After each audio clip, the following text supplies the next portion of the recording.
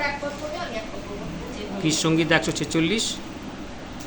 তোমরা সদা প্রভুর প্রশংসা করো, হে আমার প্রাণ, সদা প্রভুর প্রশংসা করো।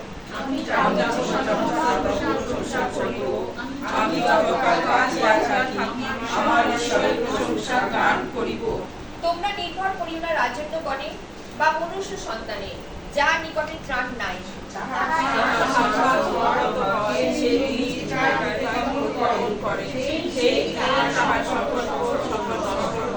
ধন্য সেই যাহার সহায় যাকবের ঈশ্বর, যাহার আশাভূমি সদাপ্রভু, তাহার ঈশ্বর। তিনি নির্মাণ করিয়াছেন আকাশমণ্ডল ও পৃথিবীর সমুদ্র, তার মধ্যে যা কিছু আছে। তিনি অনন্তকাল সত্য পালন করেন। তিনি উপদ্রুত পক্ষের ন্যায় বিচার করেন। তিনি ক্ষুদিত দিগকে খাদ্য দান করেন। সদাপ্রভু বন্দী দিগকে মুক্ত করেন। সদাপ্রভু অন্ধদের চক্ষু খুলিয়া দেন। সদাপ্রভু অবতরণিতকে উত্থাপন করেন। সদাপ্রভু ধার্মিককে প্রেম করেন। সদাপ্রভু বিদেশীদের রক্ষাকারী। তিনি পিতৃহীন ও বিধবাকে সুস্থির রাখেন, কিন্তু দুষ্টগণের পথ বক্র করেন। সদাপ্রভু অনন্তকাল রাজত্ব করিবেন। তোমার ঈশ্বর হে সিয়ন পুরুষে পুরুষে করিবেন। তোমরা সদর প্রশংসা করো। আমেন। হালেলুয়া। কত সুন্দর বাক্য না? কি বলছে বিশ্বগীতায়? এখন 46 আমরা দেখলাম দাউদের গীতে, তোমরা সদাপ্রভুর কি করো? প্রশংসা করো, হে আমার প্রাণ, সদাপ্রভুর প্রশংসা করো। প্রশংসা করতে আমরা কজন চাই? আমরা কিন্তু প্রশংসা করতে আমাদের মুখ খোলেই না। কষ্ট হোক আর হোক, মুখ খোলার দরকার নেই, মুখ বন্ধ। সহজে মানুষের মুখ খোলানো যায় না। প্রশংসা করো, ধন্যবাদ দাও, বলতে বলতে বলতে বলতে মানুষের ধন্যবাদ অনেক পরে আসে। ঈশ্বরের ক্রিয়া সকল দেখেও মানুষের কি হয় না? দেখে না। ধন্যবাদ প্রশংসা মুখ দিয়ে বার হয় না। কেন? এখনো তাদের মুখ, একটু পরেই পড়বো না, মুখ তাদের বন্ধ, চক্ষু তাদের বন্ধ। কেন? চক্ষু তাদের এখনো খোলে নাই, কর্ণে প্রবেশ করে নাই, যার জন্য মুখ তাদের বন্ধ। ঈশ্বরের বাক্য তাই বলছে, বাক্য যার অন্তরে আছে সে কি করবে? ফট ফট করে যখন ছোটখাটো বিষয় থেকে শুরু করে সর্ব বিষয় সে কি করবে? ধন্যবাদ। সত্যি আজকে ধন্যবাদ দিই, ওদের সুন্দর অপারেশন হয়ে গেছে, ঈশ্বরকে ধন্যবাদ। আমরা বড় থেকে ছোট থেকে সর্ব বিষয় ঈশ্বরকে করবো, ধন্যবাদ করবো। ও প্রার্থনা দিয়েছিল জানি, অনেক প্রচারের কাছে দিয়েছে, আমিও প্রার্থনা দিয়েছিলাম, কিন্তু প্রভু কার্য সাধন করেছে। আমেন। এইভাবে আমাদের কি করবে? সর্ব বিষয় ঈশ্বরের জন্য আমরা ধন্যবাদ করতে হবে। তাই প্রভু বলছে, হে আমার প্রাণ, সদা প্রভুর প্রশংসা করো। আমি যাবজ্জীবন কি করব? সদা প্রভুর প্রশংসা করব। যাবজ্জীবন করা অনেক কষ্ট। জীবনের শেষ মুহূর্ত প্রভুকে প্রশংসা করা, ঈশ্বরকে ধরে রাখাটাই তো অসম্ভব। কি করে পারবে? যদি সেই আত্মাই যদি না থাকে, তাও সেদিন বলছে দাউদের কাছে সেই আত্মা ছিল, এবং তাই বলছে প্রভু যতদিন আমি বেঁচে থাকবো যাবজ্জীবন যেন আমি তোমারই প্রশংসা করতে পারি। হালেলুয়া। যাবজ্জীবন করা তো সোজা নয়। মানুষ আজ দেখবে কাল ভুলে যাবে। মানুষের নিয়মে কি করবে? Thank you. আজকে তুমি আমাকে প্রেজেন্ট দাও, ওই থ্যাংক ইউ।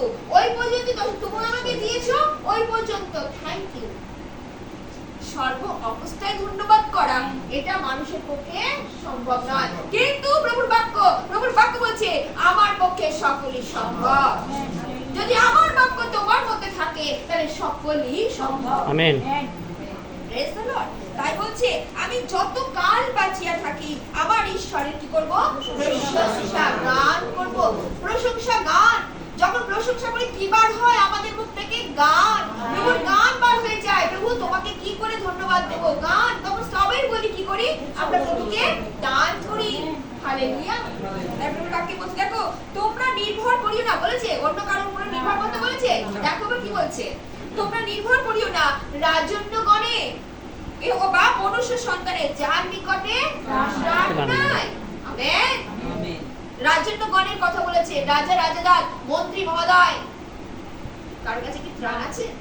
মানুষ তো যায়, অনেক কিছু নিয়ে যায়, হ্যাঁ, অনেক কিছু প্রবলেম নিয়ে যায়, কিন্তু তারা হয়তো জগতের নিয়মে প্রবলেমগুলো সলভ করতেও চায় না, অনেক সময় করেও না, ফেলে রাখে।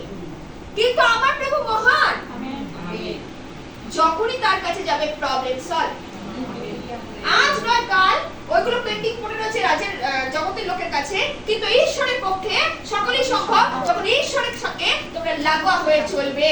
Amen amen. ঈশ্বর কি করবে? তুরন্ত তখন কাজ করবে যখন তোমরা লাগোয়া হয়ে কাজ থাকবে তার সাথে। তারপরে বাক্য বলছে নির্ভর করিও না রাজন্য করে বা মনুষ্য সন্তানে, যাহার নিকটে কোনো ত্রাণ নাই।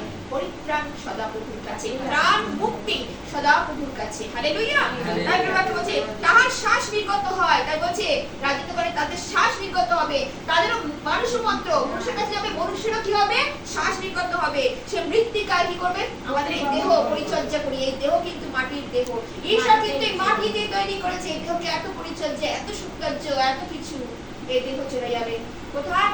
মৃত্তিকার সাথে মিশে যাবে, এর কোনো মূল্য নেই। কিন্তু আত্মাই হচ্ছে সার। এই আত্মাটাকে জীবন্ত রাখার জন্য আমাদের ঈশ্বরের বাক্যের খাওয়ার প্রয়োজন, যে খাওয়া খেলে মানুষ জীবন পাবে, অনন্ত জীবনের অধিকারী হবে। আমেন। যে জীবন মানুষ কি করবে? উপরে গিয়ে দেখাতে হবে যে দেখো আমি তোমার বাক্য আমি অনেক পরিমাণে রাখতে পেরেছি, সেইভাবে জীবন যাপন করতে পেরেছি। হালেলুয়া। অত শোনে না, তাই প্রভু বলছে তাহার শ্বাস নির্গত হয়, সে নিজ মৃত্যুকার প্রতিগমন করে, সে দিনে তাহার সংকল্প সকল নষ্ট হয়। তোমার পরিকল্পনা, মনুষ্য মাত্রের পরিকল্পনা, রাজত্বগণের পরিকল্পনা, সেই দিনই সংকল্প সফল কি হবে? নষ্ট হয়ে যাবে। আমি কাল ওটা করবো, পরশু ওটা করবো, তরশু ওটা করবো, আমি এই ব্যাংক ব্যালেন্স করবো, আমি এটা করবো, ওটা করবো, সমস্ত কিছু প্রভু কি করবেন? সংকল্প সকল সমস্ত সেই দিনই যেদিন তুমি মৃত্যুবরণ করবে, তার তোমার সাথে সাথে সব কিছু চলে যাবে, সব কিছু চলে যাবে। থাকবে নাকি? আমাদের আত্মাটাকে আমাদের জন্য যত্নের প্রয়োজন আছে। আমি সর্বদাই বলি ধন্য সেই যাহার সহায় যাকবের ঈশ্বর, যাহার আশাভূমি সদাপ্রভু তাহার ঈশ্বর। হালেলুয়া। আজকে আমরা জানি যাকবের কথা। যাকবকে কখন ইসরায়েল বলা হয়েছিল? বলো তো, যাকবকে কখন ইসরায়েল নাম দেওয়া হয়েছিল? আজকে তো আমরা ইসরায়েল, তাই তো, কিন্তু যাকবকে কখন ইসরায়েল নাম দেওয়া হয়েছিল? এই উত্তর কিন্তু অনেকে, আমি অনেকবার বলেছি কথাটা। যখন যুদ্ধ করেছিল, Yes, praise the Lord, hallelujah. দেখো বৃত্ত হলো, বককেশ হলো, আমি তোমায় ছাড়ব না। ঈশ্বরের বাক্য তার চরণের মধ্যে আছে। যখন মল্লযুদ্ধ হয়েছিল, মল্লযুদ্ধ স্বপ্নের মধ্যে, মনে পড়ে? স্বপ্নের মধ্যে মল্লযুদ্ধ হয়েছিল। যখন আমরা দেখি তখন দেখা যাচ্ছে যে যাকবের সাথে সে প্রস্তরে কি হয়েছিল? মল্লযুদ্ধ ছিল, তার স্থানচ্যুত হয়েছিল হাঁটু, মনে পড়ে? ঈশ্বর তখন তার নাম দিয়েছিলেন ইসরায়েল। তোমার নাম এখন থেকে যাকব নয়, তোমার নাম ইসরায়েল। আমাদের প্রার্থনা এমন হওয়া উচিত, ঈশ্বর আমাদের কি করবে? প্রার্থনা শুনবে, আর আমাদের তখন নাম দিয়েছেন ইসরায়েল, অর্থাৎ তুমি মনোনীত। প্রার্থনা করবে যখন ঈশ্বর শুনবে, যাকব প্রার্থনা করছে ঈশ্বর শুনছে, এমন প্রার্থনা হবে তখন তোমাকে বলবে তুমি আমার মনোনীত সন্তান। যখন তখন যাকে তাকে তিনি মনোনীত করেন না, যারা তার সাথে ছাড়বো না প্রভু, সেদিন যাকব কি করছে? তার পা দুটিকে ছাড়ছে না, আমি তোমায় ছাড়বো না, তোমাকে উত্তর দিতেই হবে। আজকে আমাদের জীবন কি তাই? প্রভু আমি তোমাকে ছাড়বো না, না আমরা ছেড়ে দিয়ে এখানে হচ্ছে না আরেকটা সহযোগিতা, এখানে হচ্ছে আরেকটা সহযোগিতা, আরেকটা সহযোগিতা, আরেকটা জায়গা, না ওখানেও হচ্ছে না, আবার কোথাও পুক বাবা কি আছে না আছে, সব বাবা ঘোরা হয়ে গেল, লাস্টে কিছুই হলো না। এই জন্য লাগোয়া হয়ে সেদিন যাকব কি করেছিল? ঈশ্বরের সাথে সাথেই থেকেছিল। আমেন। আমেন। আজকে আমাদের লাগোয়া হয়ে নয় প্রভুকে কামে ধরে থেকে, প্রভু তোমাকেই দিতে হবে, কারণ আমি আর অন্য কোনো জগতের সেবা করি না, আমি একমাত্র প্রভু তোমার সেবা করি। হালেলুয়া। এইরকম যদি আমাদের মনোভাব থাকে, ঈশ্বর দিতে বাধ্য, তিনি দেবেই দেবে। হালেলুয়া। তারপরে বাক্যে বলছে দেখো ধন্য সেই যাহার সহায় যাকবের ঈশ্বর, যাহার আশাভূমি সদাপ্রভু তাহার ঈশ্বর। আশাভূমি, আজকে আমাদের অন্তঃকরণকে সদাপ্রভুতে বসাতে হবে, অর্থাৎ সেই যীশু খ্রিস্টকে বসাতে হবে, যার এই আশাভূমি অর্থাৎ হৃদয়। আশাভূমি মানে এখানে হৃদয়ের কথা বলেছে, এই হৃদয় যদি ঈশ্বর থাকে, আমেন, তার কথা বলছে তাহার ঈশ্বর। আমেন। তিনি নির্মাণ করিয়াছেন আকাশ মণ্ডল আর কি পৃথিবী, তিনি সাজিয়েছেন না পৃথিবীকে সুন্দর করে। যখন মনুষ্য সৃষ্টির আগে তিনি কি করেছিলেন? আগে জগৎ সৃষ্টির সময় আলো বাতাস সব কিছু দিয়ে তিনি কি করেছিলেন? সাজিয়েছিলেন পৃথিবীটাকে না সুন্দর করে, হ্যাঁ, যাতে মানুষ থাকতে পারে, তাই না? কত সুন্দর ভাবে তার লাস্টে মনুষ্যকে তিনি সৃষ্টি করলেন, যাও জগতে ভোগ করো। আমেন। ভোগ করার জন্য তিনি পাঠিয়েছেন। তাই তো বলতে পারতেন যারা বিশ্বাসী তাদেরকে আমি শুধু আলো বাতাস যা যা তৈরি করেছি সব দেবো, অবিশ্বাসীদের দেবো না। তিনি কি তার কৃপণতা করেছেন? তিনি তা করেছেন? সেলফিশপনা করেছেন? না, তিনি সকলের জন্য সমান অধিকার তিনি দিয়েছেন। আজ তিনি সমান অধিকার আমাদের দিচ্ছেন। হালেলুয়া। তাই প্রভুর বাক্যে বলছে দেখো, তিনি নির্মাণ করিয়েছেন আকাশ পৃথিবী সমুদ্র তাহার মধ্যে যা কিছু আছে, তিনি অনন্তকাল তার সত্য কিন্তু পালন করছেন। কিন্তু আমরা মনুষ্য হয়ে অনেক সময় সত্যকে কি করি? লঙ্ঘন করি। তিনি তার সমুদ্রে যা যা জলচর পানি আছে সব কিছু তারা কি করছে? ঈশ্বরের বন্দনা কখন কিভাবে কি করে করতে হয়, সমস্ত পশু পাখি আকাশ মণ্ডল পৃথিবী পাহাড় পর্বত যা কিছু আছে সকলে ঈশ্বরের গৌরব করে, পিতা তার সকল কি করে? গৌরব করে। কিন্তু মনুষ্য তার গৌরব তার প্রশংসা ভুলে যায়, করতে পারে না। কেন? সেই আত্মা তাদের মধ্যে নাই, ঈশ্বরের বাক্য তাদের মধ্যে নাই। এই জন্য ঈশ্বর বাক্য তাই বলে মানুষকে শ্রেষ্ঠ তিনি রূপে তিনি পৃথিবীতে পাঠিয়েছেন। কেন? কেন তার যেন প্রশংসা করে, ওই নির্বুদ্ধের মতো নয়, যেন তোমরা প্রশংসা জ্ঞান বুদ্ধি তিনি সব কিছু তিনি করেছেন পরিপূর্ণ করেছেন। কেন না? তোমরা যেন তার গৌরব করো। তারপরে কি বলছে দেখো, তিনি উপদ্রুতের পক্ষে ন্যায় বিচার করেন। যারা নাকি উপদ্রুত, যারা নাকি সমাজে নানারকম ভাবে মানুষকে জ্বালাতন করছে, আজকে শয়তান দিওবারকে তিনি কি করেন? কি করছেন এখানে? ন্যায় বিচার। তিনি এমন একটা সময় আসবেন তাদেরকেও কি করবেন? এই থেকে রক্ষা করবে, তাদের ধার্মিকের জীবনে তাদের আসতে দেবে না। আমেন। ন্যায় বিচার তাদের জন্য আছে। ন্যায় বিচার এখানে শয়তানদের ক্ষেত্রে বলা হচ্ছে, তাদের পক্ষে তিনি কি করবেন? ন্যায় বিচার করবেন। তুমি কি করেছো? ধার্মিকের পক্ষে নারকম উপদ্রব করেছো। হালেলুয়া। তাই প্রভু বলছে তিনি ক্ষুধিতদিগকে খাদ্য দান করেন। ক্ষুধিত, আজকে যারা ক্ষুধা, আজকে এখানে জগতের ক্ষুধার কথা বলা হচ্ছে, কিন্তু এখানে আধ্যাত্মিক ক্ষুধার কথাও বলা হচ্ছে। তিনি কি করেন? খাদ্য দান করেন। আজকে যারা ক্ষুধিত তৃষিত, তাই বলছে না আমার মাংস, আমার দেহ, আমার রক্ত, না আমরা নতুন নিয়মে দেখি সে কখনো বিভাষিত হইবে না, সে কখনো ক্ষুধিত হইবে না। আজকে যারা বাক্যের কাছে আসে, আমেন, তিনি তাদের খাবার তিনি জুগিয়ে থাকেন। আমেন। তাই বলছেন সদাপ্রভু বন্দী দিগকে কি করেন? মুক্ত করেন। আজকে আমরা বন্দী ছিলাম কার কাছে? শয়তানের কাছে তো বন্দী ছিলাম, তাই না? কিন্তু প্রভু কি করেছেন? আমাদের সেই কারাগার থেকে, অর্থাৎ পাপ থেকে বন্দী, অর্থাৎ সেই শয়তানের কবল থেকে, পাপ থেকে তিনি আমাদের কি করেছেন? উদ্ধার করেছেন। তাই বলছে না সদাপ্রভু অন্ধদের চক্ষু কি করেছেন? খুলিয়া দেন। আজকে কিন্তু আমরা অন্ধ ছিলাম। আমরা কিসে অন্ধ ছিলাম? কিসে অন্ধ ছিলাম? জগতের চাপ চমক এসে আমরা অন্ধ ছিলাম। কিন্তু প্রভু আমাদের অন্ধত্বকে যখন আমরা সহভাগিতা গুটি গুটি পায়ে আমরা যখন একবার দুবার তিনবার আমরা বহুবার আসতে শুরু করলাম, প্রভু আমাদের কি করেন? অন্ধত্বকে তিনি কি করলেন? ঘুচিয়ে দিলেন। কবে ঘুচিয়ে দিলেন?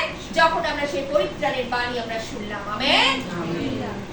অর্থাৎ সেই কণ্ঠ দিয়ে আমাদের কি হলো? মর্মে প্রবেশ করলো। হালেলুয়া। যতক্ষণ না মর্মে প্রবেশ করবে ততক্ষণ চোখের আশ খুলবেও না, তখন চক্ষুর অন্ধ তো আমাদের ঘুচে গেল। হালেলুয়া। তাই প্রভু কি বলছে? অন্ধ চক্ষু খুলিয়ে দেন, সদাপ্রভু অবনীত দিগকে উন্নত করেন। আজকে যারা নত হতে জানে, আজকে যারা ঈশ্বরের পথ থেকে যারা নত হতে জানে, আমেন, তাদের তিনি কি করবে? না তুমি এই সিটটা নাও, আমি বরঞ্চ নিচে বসি, এইরকম তুমি ওটা করো, আমি বরঞ্চ এরকম নত, নিজেকে নিচু লোতে থাকবে। এই সব তোমাকে কি করবে? নিরূপিত সময় কি করবে? তোমাকে উন্নত করবে।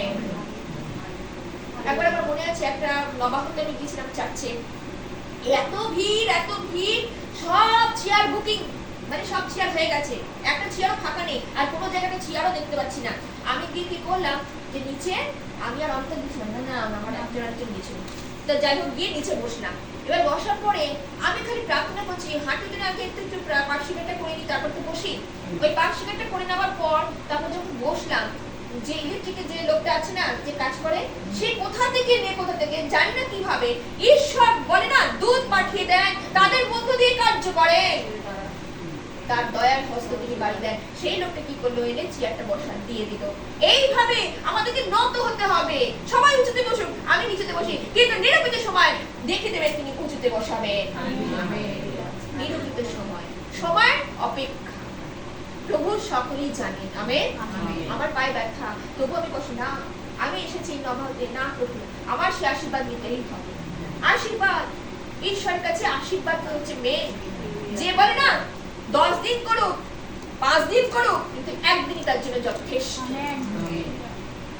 সে আশীর্বাদ ঈশ্বর কি করে? হালেলুয়া। তারপরে বাক্য বলছে, দেখো সদাপ্রভু ধার্মিক দিগকে প্রেম করেন, সদাপ্রভু বিদেশী দিগকে রক্ষাকারী, তিনি পিতৃহীন ও বিধবাকে সুস্থির রাখে। হালেলুয়া। আজকে যারা বাক্যের কাছে আসবে, সে পিতৃহীন হোক, মাতৃহীন হোক, যেই হোক না কেন, বিধবা হোক না কেন, তিনি বলেন সকলের ক্ষেত্রে আমি। আমেন। আমেন। যে পিতৃহীন তার বাবা হয়ে তিনি থাকেন, যে বিধবা তার স্বামী হয়ে তিনি থাকেন। হালেলুয়া। আমরা কত কিছু ভাবে তাকে ডাকি না, যার জগতে যেটা অভাব, প্রভু সকল অভাব তিনি পূর্ণ করে। হালেলুয়া। কিন্তু দুষ্টগণের পথ তিনি কি করেন? বক্র করেন। আমেন। হালেলুয়া। দুষ্টগণ কি হবে? বক্র পথেই চলবে, কিন্তু তার বিনাশ এককালে তিনি করবেন। হালেলুয়া। তাই প্রভুকে বলছে সদাপ্রভু অনন্তকাল রাজত্ব করে, অনন্তকাল, তার কোনোদিন শেষ নাই। তিনি অনন্তকাল অবধি চিরস্থায়ী। বলেন কল্লো অদ্য, আমি একই ঈশ্বর, আমি আদি, আমি অন্ত, আমি আলফা, আমি ওমেগা। কতবার তিনি একই কথা বলছেন না? আমি প্রথম, আমি শেষ। আমার আগেও কেউ ছিল না, আমার পরেও কেউ নেই। আমি অনন্তকাল অবধি চিরকাল রয়েছি। হালেলুয়া। তারপর বাক্য বলছে, তোমার ঈশ্বর হে সিয়ন পুরুষে পুরুষে করিবে, তোমরা সদাপ্রভু কি করো? প্রশংসা করো। আমেন। পুরুষে পুরুষে বংশানুক্রমে তিনি কি করবেন? পুরুষে তোমাদের এক জেনারেশন শুরু হবে, আরেক জেনারেশন মরবে, কিন্তু প্রভু তিনি চিরস্থায়ী। আমেন। তার বাক্য চিরস্থায়ী। হালেলুয়া। এই চিরস্থায়ী ঈশ্বরের কাছে যদি আমরা থাকি, আমরা লাভবান হব। হালেলুয়া। এই জন্য কোনো দিকে নয়, একদিকে প্রভু তোমাকে ধরেছি, তোমাকে আমার যেন মাস প্রথম, তোমাকে আমার যেন শেষ। হালেলুয়া। এইভাবে যেন আমরা প্রভুকে ধরে রাখতে পারি, দেখবে প্রভুর আশীর্বাদ প্রভুর উপর থেকে নেমে আসবে। হালেলুয়া। আমেন। এই হলো প্রভুর বাণী।